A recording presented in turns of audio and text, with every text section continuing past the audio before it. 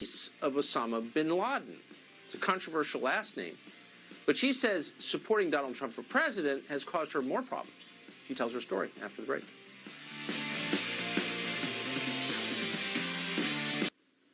Noor bin Laden is the niece of deceased international terror mastermind Osama bin Laden.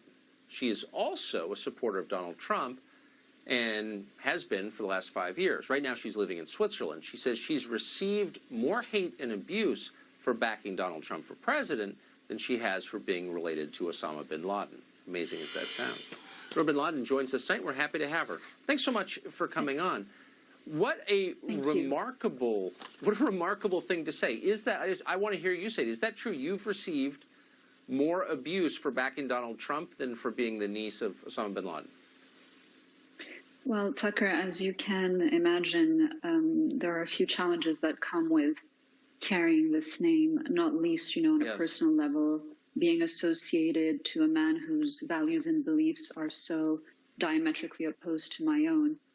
But yes, as I mentioned in my piece for The Spectator, I find it quite interesting that in certain elitist circles I've encountered that I faced so much arrogance and vulgarity for stating my beliefs, my support for the president.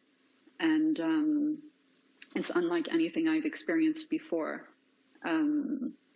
That being said, while there is no justification for such behavior, I've been mocked and yelled at dinner tables and insulted.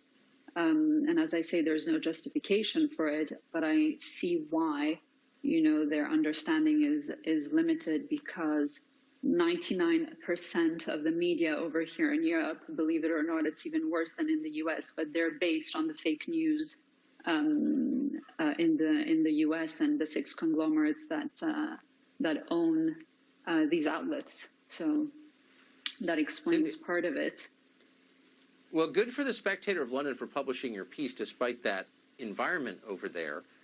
Very quickly, why do you support Donald Trump? What is it about the president that you like?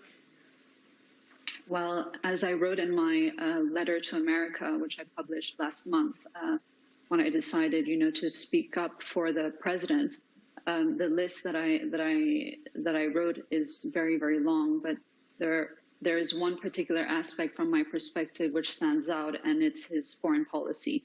And when you look at everything he's done in terms of taking on and fighting the scourge that is Islamic terrorism, it's such a relief, coming from 8 years of the previous administration, to see a 180. And Obama, during his time in the White House, has done so many things to make the world a much more dangerous place.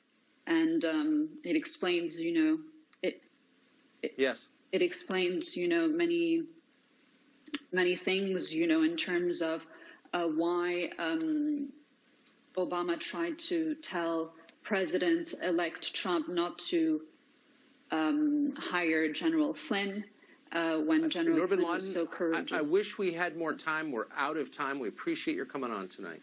We'll see you Monday.